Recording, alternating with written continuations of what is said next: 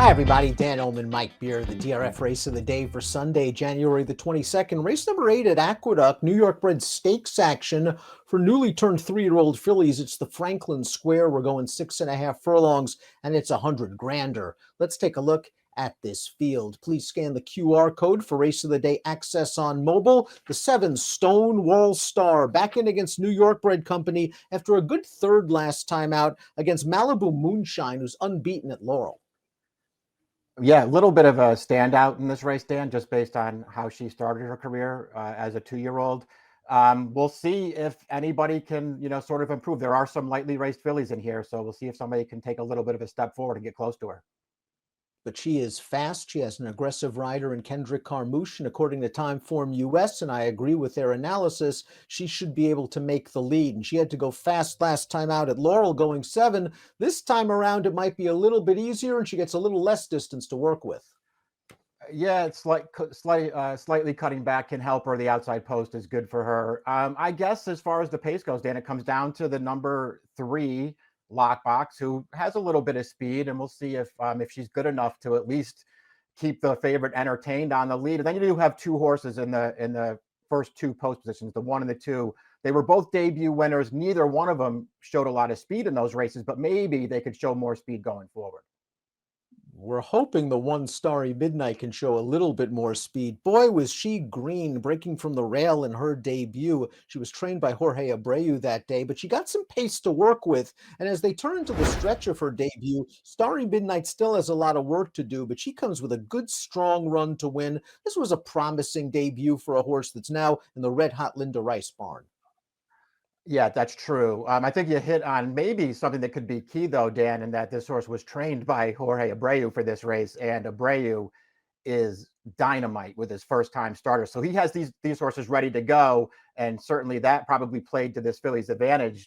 That being said, she was pretty green early, and she did make a strong run in that race. I thought she was pretty impressive winning.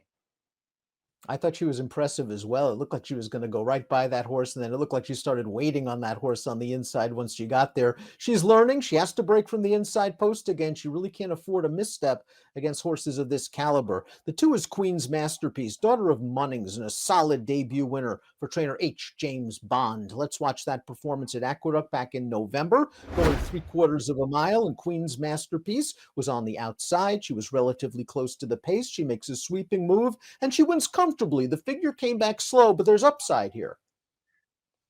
It's a slow race, and it's a very, very weak field, Dan. I guess if you want to take some positives away from it, listen, Jimmy Bond, as opposed to Abreu, who we were talking about, who had trained the 1, he doesn't win with a lot of first-time starters. So maybe she just sort of did it on talent alone, and she was, sort of wide throughout that race, and I thought won pretty easy. But, man, it feels like this is a pretty significant step up in class.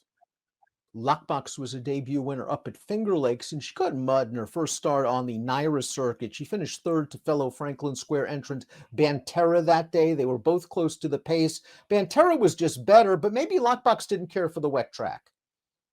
Yeah, I guess you could try to factor that in. I didn't see a huge excuse for her, Dan. She does have speed, and I'm sure they'll try to use it here. I thought she was actually pretty good winning her debut at Finger Lakes. She took a lot of pressure in that race, but kept going. Different story last time. She was up close, as you mentioned, just no match for Banterra, who's also back in here. If this pace heats up, it could help the cause of the 4. Little Lindsay was a debut winner sprinting on turf, but earned a stakes placing in a New York bred stake full of maidens last time out. $500,000 race, though, the New York Stallion Series, and she's in with a look, Mike, the gray, turning into the stretch before flattening out and finishing 3rd. The 5th horse came back to run 2nd in a state-bred maiden with a 59 buyer, but a good performance, and again, she's hoping for pace. Yeah, runs okay in this race. Still they're sort of fighting it out towards the end here. Not quite good enough. I guess, the horses that are out finishing here at the end, though, Dan, they're the 2 favorites. And this filly was one of the longer prices. She actually ran pretty well in there, but I think she's got to do even better than that against this field. One of the main questions of this race is, can the number 5 Banterra perform as well on fast going as she has on wet tracks? She's 2 for 2 on wet, and she's been very impressive in both of those races, including this effort, a first level allowance against fellow New York breds, where One of her main competitors in this race didn't break very well. That helped her cause. She pressed the pace on the outside. She was always very confidently ridden. She stayed well off the rail, and she stayed to her task. Respectable 67 buyer with tactical speed. Yeah, all those things are positives. You mentioned the wet track, the 2 wins both on wet tracks, so it's something that you have to at least consider. But she just feels like she's sort of headed the right way. They obviously liked her early on, Dan, favored in her first 2 starts at Saratoga. She didn't win those races, but she also wasn't really aggressively ridden either time. It feels like she's gotten a lot better since then.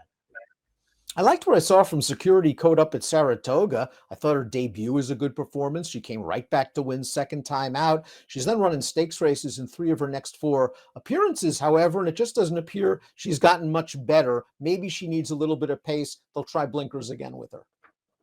Yeah, it's going to be interesting to see if she can get back to the good form she started out with. You mentioned that the Saratoga form, the first 2 starts were really good.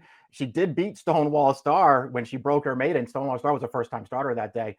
But here's the thing, Dan. At Saratoga, trainer Phil Serpy was absolutely on fire. He went 6 for 16 at the meet. Everything was running. And since Saratoga ended, he hasn't won a race. And it just feels like this filly, his barn's a little colder, and this filly hasn't gotten any better. She did have a little stretch trouble in that Banterra race last time, though. You can go back and watch that replay. She wasn't winning, but she did get into some traffic in that race. And in your free formulator past performances, just click on the short comment. The video will pop up and you'll see what Mike's talking about. Stonewall Star completes the field. She's the morning line favorite. She's the horse to catch. She's the horse to beat. Here's her last start, the Gin Talking, stretching out to 7/8 of a mile at Laurel. She showed good speed. She set a legitimate pace. The horse that beats her is just a really nice runner. Malibu Moonshine from the Charlie Baker barn has been very, very impressive. Stonewall Star, now back in with New York Breds, is going to try to repeat what she did too back in the Key Sense, and that's go wire to window. Yeah, that was an easy win in the Key Sense too. I thought she ran really well in here, Dan. Just took a lot of pressure in this race going 7. It just got tired at the end. That's an undefeated filly that's running her down there at the end. I don't know. I thought she ran really well last time, and she's obviously back in a way better spot here. Just weigh the horse to beat.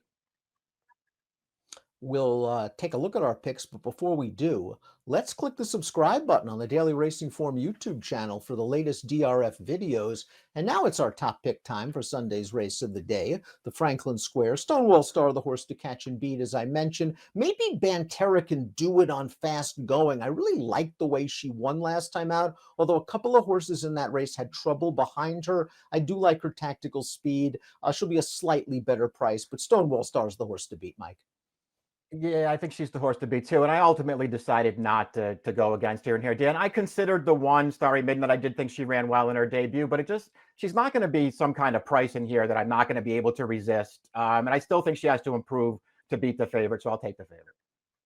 But she's one to watch. Starry Midnight is perhaps the one with the most long-term potential down the road. 7165 for Mike, 5741 for me. The Sunday race of the day, the Franklin Square at the Big A. Best of luck.